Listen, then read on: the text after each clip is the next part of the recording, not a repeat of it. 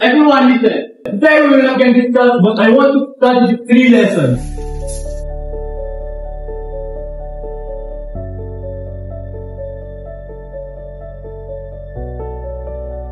This is for our upcoming long quiz next meeting. Class dismissed.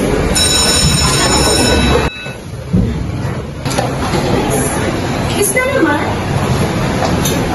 Look, frustrated yarn. Kala mo naman matataas niya. Ha? Ewan ko sa'yo.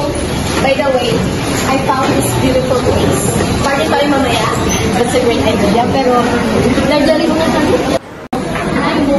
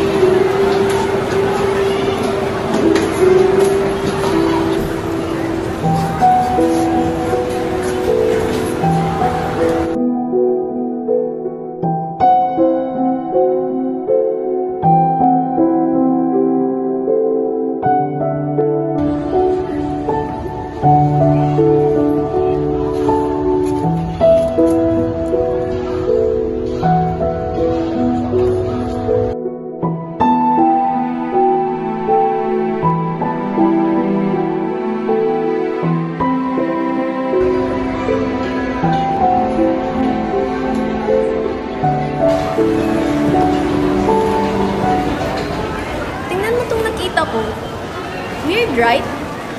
At medyo creepy kasi ang tanda na. Pero wag ka. Nandito yung 3 lesson na binigay ni Sir. Ano ba naman yan, Beth? Parang galing pa yan 1872 ah. Ikaw na una magbasa, Bes. Unahin ko Okay, na Tusa.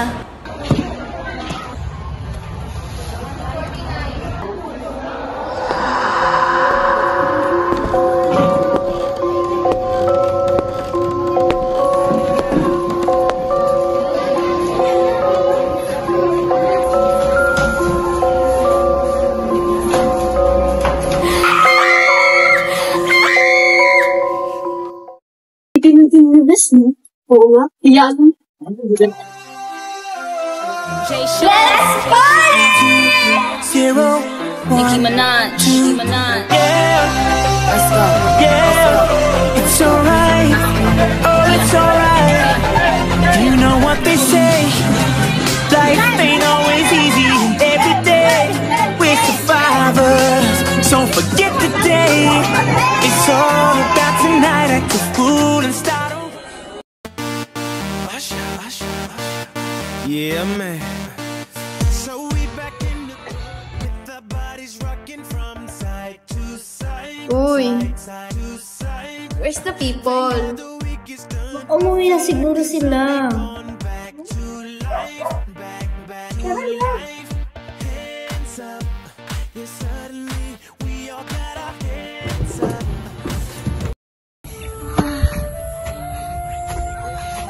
Saan tayo, Bes? Panaginip ba to? Ba't tayo nandito?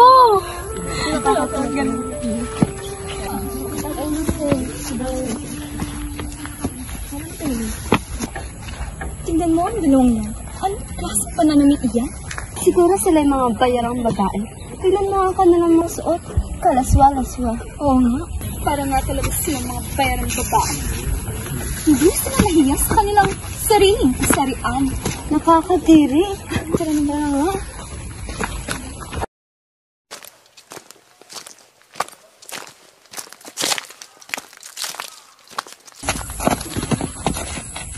Di ba si Prof yun? Tara, sundan natin.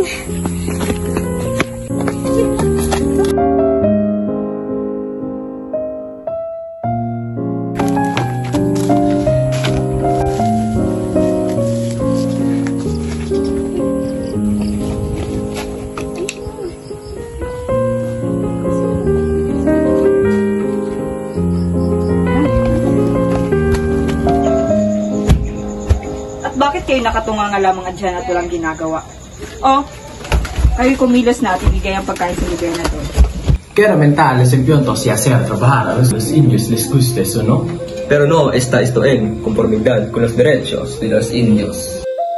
No pueden hacer nada porque nosotros estamos en lo alto. Nos basta con que tengas algo de provecho aquí.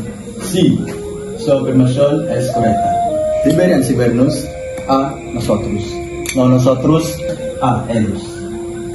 Ya no puedes hacer nada, este es el plan que llevarlo a cabo. Estaría en una terminando. Puedes iros.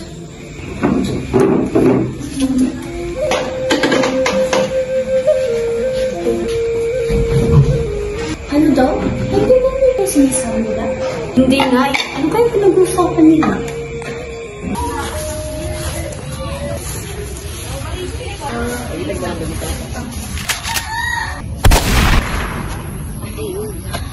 Tara, tignan natin.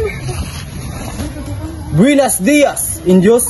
Ako'y nandirito upang ipahayag sa inyo ang bagong polisiya na iginawad ng ating Gobernador General. Una, patataasin ang buwis. Pangalawa, lahat ay magtatrabaho kahit anumang edad o kasarian. Mataas man ang kalagayan o mababa. Lahat ay magtatrabaho sa ayaw at sa gusto ninyo. Ano? Hindi ito maaari! Ito ay isang kamangmangan ng mga Espanyol! Bagos! Bagos! Wala sa Hindi deserve ng mga Pilipino ang ganitong mga paghihirap.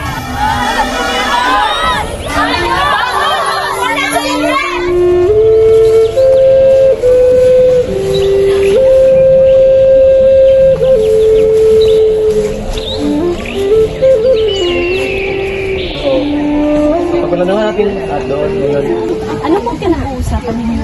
Tungkol ito sa mga bagong polisiya na iginawad ng ating bagong Gobernador General.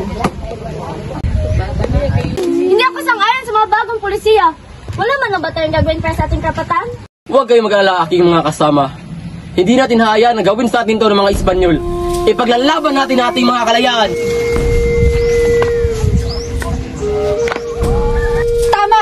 Ipaglalaban natin ito para sa kalayaan ng mga Pilipino. Para sa kalayaan ng mga Pilipino! Para sa kalayaan ng mga Pilipino!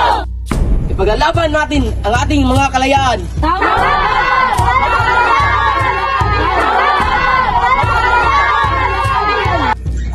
Gobernador! ¿Qué dices? May babalita ko sa iyo, Gobernador General. Dime. Ang mga Indios, naisipan nila yung kay pagtaksilan sa iyong pamumuno. Pati na rin ang mga gobernador ng Espanya na mamumuno sa Pilipino. Inutil! Kung yan ang kanilang gusto, bigay natin! Doon ang mga Pilipinong prele. Sila Burgos, Gomez at Zamora. Eventos diater, porque taging praile gusto nang itakwil ang mga Espanyol. Maganda kayo! Arestuhin natin ang mga praile iyon. Ngunit, Gobernador, hindi po porket nakita ay kasali na. Hindi po ba? Resoloon, Yumel de Servente. Tama na, Bes. Baka mapano pa tayo. Hindi mo ba ako pinigilan? Baka mapano yung mga fraile? Wala man lang ba tayong dapat gawin? Wala tayong dapat gawin. Baka masira pa natin yung magiging mangyari o baka hindi na tayo makabalik. Ito pwede, Bes. Kailangan may gawin tayo. Hindi ko kaya makita ang mga kapwa nating nahihirapan. Bes, isa lang tayong hamak na tayo dito.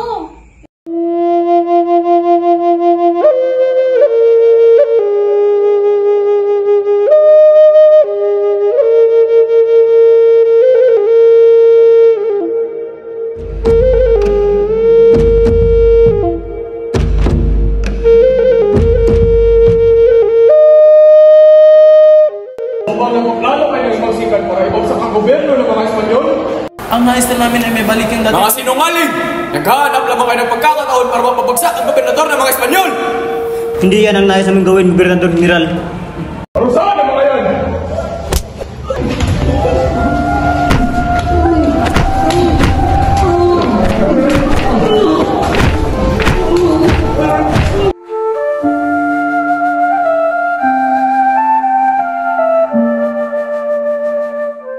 Bakit nila ginagawa sa atin to, Padre Burgos?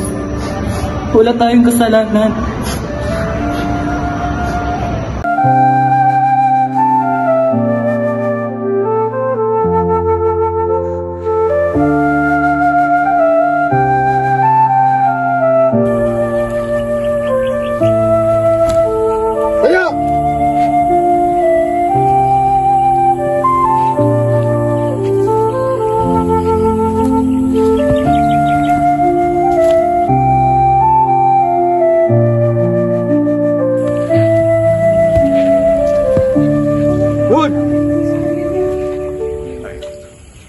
Padre Gomez.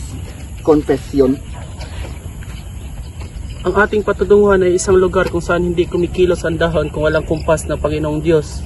Verdugo!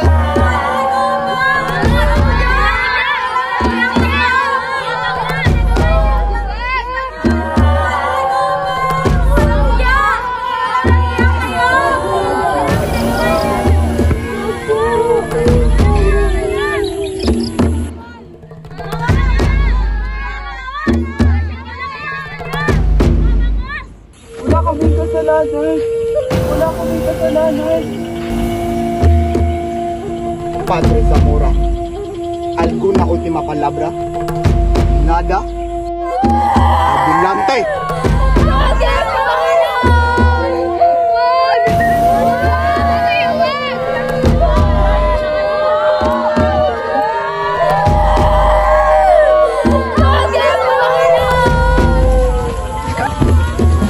Padre Burgos, maldito fraile, verdugo. Se dado con la de Huere, así sufren los traideros herejes, verdugo.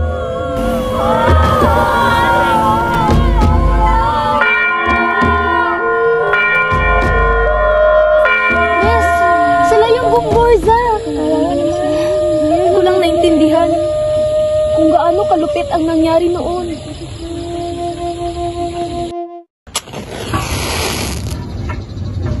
Matibay aking paniniwala na ang ligang ito ang makapagpapabago ng ating nais. Layunin ng Ligang Pilipina ang pagkaisa ang bayan. Malabanan ng karahasan at nabigyang proteksyon ng bawat isa kung kinakailangan. At pag-aralan ang reforma para sa bayan sa mapayapang paraan. Yes, kilala mo ba yun? Hindi eh. Lahiga? Di ba kay Dr. Rizal yun? Baka siya si Dr. Rizal. O bakit siya?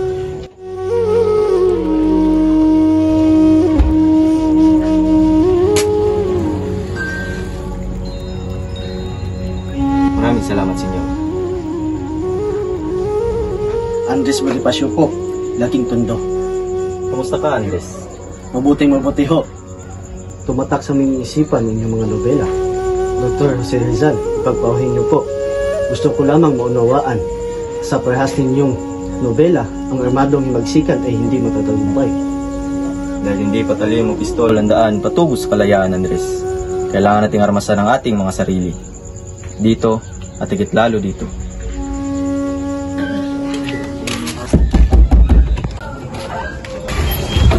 Andres, masamang balita na pag-alaman ng mga Kastila ang La Liga. Nadakip si Dr. Rizal.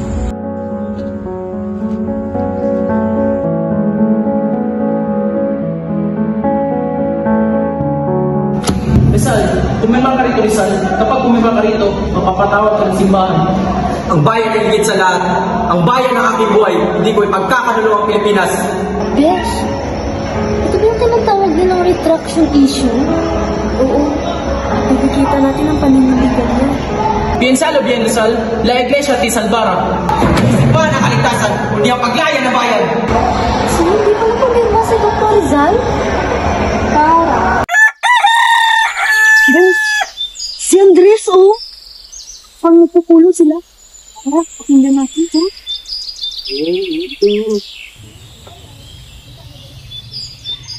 Sa pagdakip kay Rizal, ano mangyayari sa La Liga? Tiyak, dadapindi ng mga paile ang lahat ng sumusuporta dito. Hindi tayo makukulong. Lalaban ako kung hinakailangan. Hindi ako susuko sa mga Kastila na yan. Anong gagawin natin ngayon? Hindi naman maaaring tumigil tayo sa paglaban. Sa tono ng ating pananalita, tila napupuno na tayo sa lahat ng mga nangyayari. Kailangan na natin kumilos. Kailangan natin ipagkita na lalaban tayo. Kailangan natin ay magbuo ng bagong samahan na magbubuklod sa taong bayan at lalaban sa mga Espanyol. Hindi naging matagumpay ang mapayapang pagbabago na isinulong ni Dr. Jose Rizal. Kung nais natin ng tunay na kalayaan, wala nang ibang paraan kundi ang himagsikan. Isipin natin tayo ay malakas, matibay at makapangyarihan. Tayo ang kaasta-asang, kagalang-galangan, katipunan ng anak ng bayan. Grabe, Bes. Naiiyak ako. Mahal nga talaga nilang bansa natin. Kundi dahil sa kanila, hindi tayo makakalaya sa pang-aabuso ng mga Espanyol. Oo nga, Bes. Parang gusto ko tuloy pag-aralan palalo ang istorya ng bansa natin.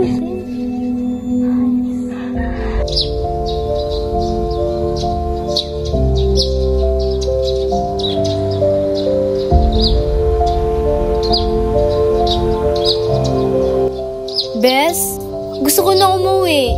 Ang tagal na natin dito. Gustuin ko man, di ko rin alam, di ko maisip kung bakit tayo napunta dito. Ilan na ba ang bilang ng mga kasapi? 300. Sa buong Maynila? Buong bansa? Paano natin may sasagawa ang himagsikan kung 300 lang tayo? Isang taon na nakakalipas.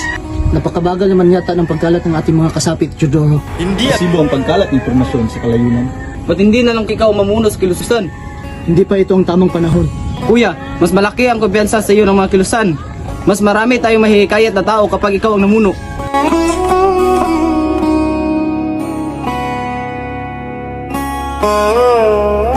Tatlong taon na tayo nangangalap ng mga membro.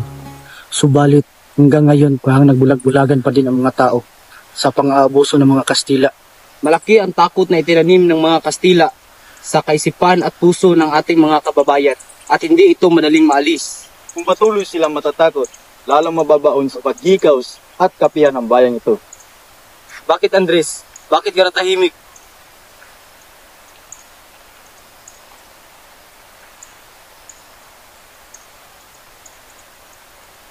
Nandito ako noon. Nakita kong kung paano nila ginaote ang tatlong pari.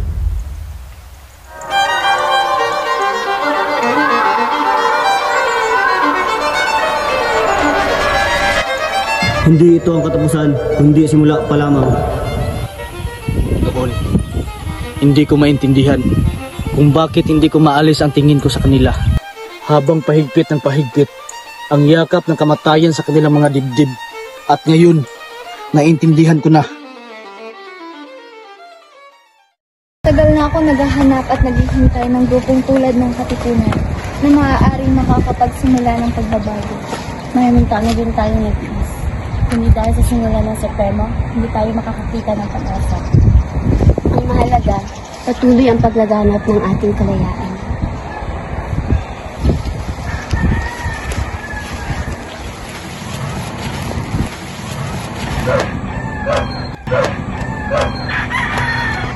Anong ginagawa mo dito? Gusto lamang kitang bigyan ng babala. Babala? Anong babala? Hindi biro ang narinig kong plano ng revolusyon.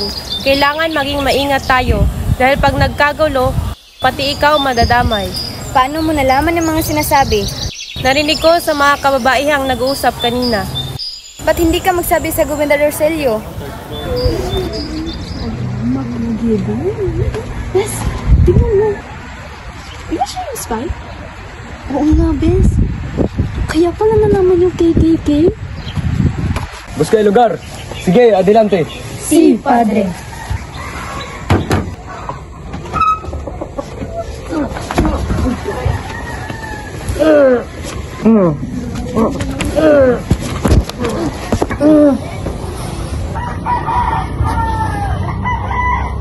Deme la verdad. Umamin ka na. Umamin ka na. Wala akong kinalaman sa sinasabi niyo! Ganon ah.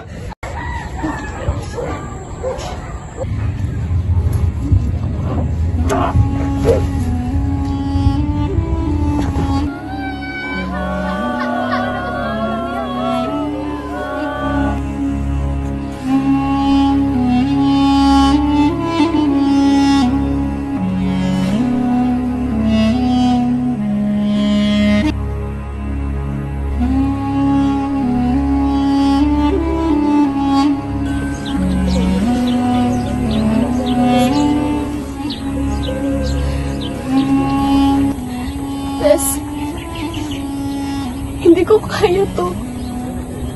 Grabe na to. Lahiya talaga yung mga Espanyol na yan. Ano nang gagawin natin, Bes? Sabihin ninyo sa pinuno ng konseho. Ipinapatawag sila lahat ng Supremo. Sumama tayo sa kanila, Bes. Tara. Ang kinabukasan ng bagong henerasyon ay bahagi ng ating responsibilidad. Tayong mga nauna, tayong may lakas, tayong may karapatang lumabo, makapagbibigay ng kalayaang nararapat sa kanila. Malaking tiwala ko sa iyo, Andres, bilang ina ng Katipunan. Pinapaubaya ko sa iyo ang desisyon na gawin kung ano sa tingin mo ang nararapat. Napakarami na ang naging biktima ng mga Espanyol at mas marami pa ang mamamatay pag hindi natin napigilan ang kanilang pang-aapi. Sa labanang ito, isusuong natin ang ating mga buhay sa panganib. Ilang araw mula ngayon, sa gabi ng 29, sisimulan natin ang revolusyon.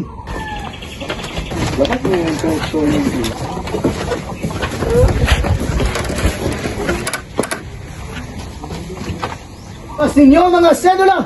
Ang sidulang ito nagpahirap sa atin ng mahabang panahon. Katipunan, kailangan natin wakasan ang pang-aabuso sa atin ng mga Kastila. Kulang man tayo sa mga sandata. Malakas man ang baril at mga kanyon ng mga Kastila. Lalaban tayo hanggang kamatayan. Tayo magtatagumpay dahil tayo ang anak ng bayan. Tayo ang nagmamayari sa bayang ito. Ulitin ang salita ninyo. Sedula? Wala ba itong sedula, Bes? Mabuhay ang mga Pilipino! Mabuhay! Mabuhay ang Katipunan! Mabuhay! Mabuhay ang Supremo! Mabuhay!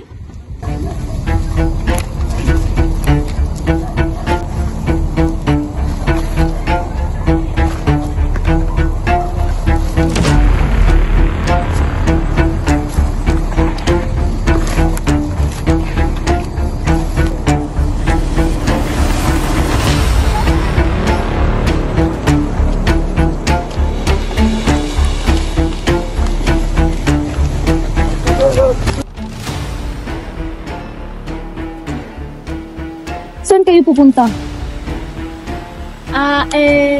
Sasama po kami sa inyo. Gusto rin po naming paglaban ng bansa natin. Hindi maaari. Hindi kayo pwedeng sumama. Sige na kuya, please! Kahit na, hindi maaari. Umuwi na kayo sa inyong mga tahanan. Ano ba yan? Ano bang gagawin natin? Damot naman ni kuya, oh. Alam mo naman, siya lang may karapatang paglaban ng bansa natin. Aha! Sundan lang natin sila ng patago. Ang talino mo rin naman, no? Tara! Tara!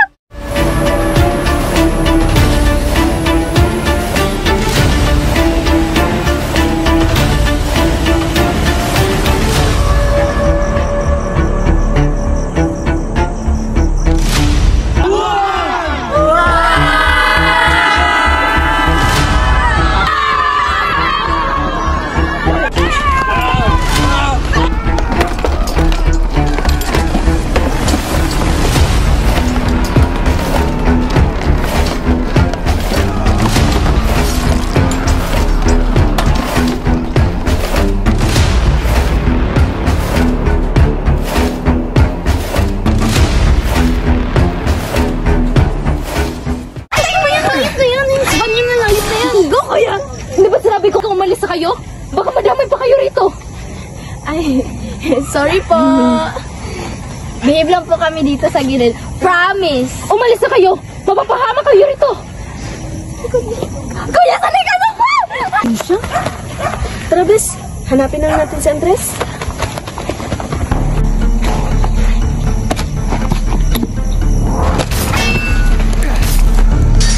Bes.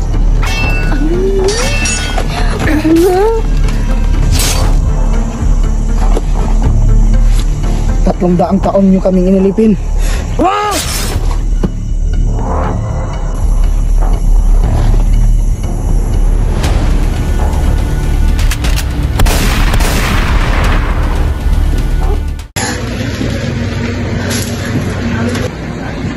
Anong oras na?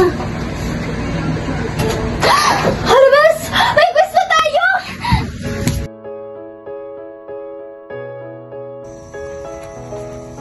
Ang kasaysayan na hindi na ililibing sa nakaraan.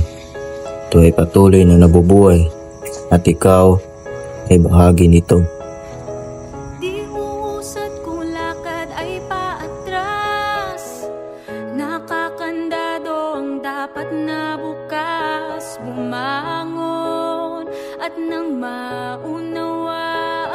mo kung ano ang siyang pinaglaban ko. Habang panahon na lang ba tayong magtuturoan at sa malambot na higaan ay mag-uunahan. Sigawan at subatan ng anong makakulangan bago pa mapunta sa iba. Teka ako naman, sino bang may kasalanan at madumi ang mukha? Kahit pusog na sa palay nakabaon ang tukha. Paano maniniwala kung palaging sagot ay baka wala naman tumutugma, pero tula ng tula. Kaya minsan pa'y naisip mo na ang noon ay katulad din ng mga kinakaharap ngayon. Huwag magtaka kung ba't lumalabo ang tubig sa balon, dahil hanggang ngayon ay di pa tapos ang revolusyon.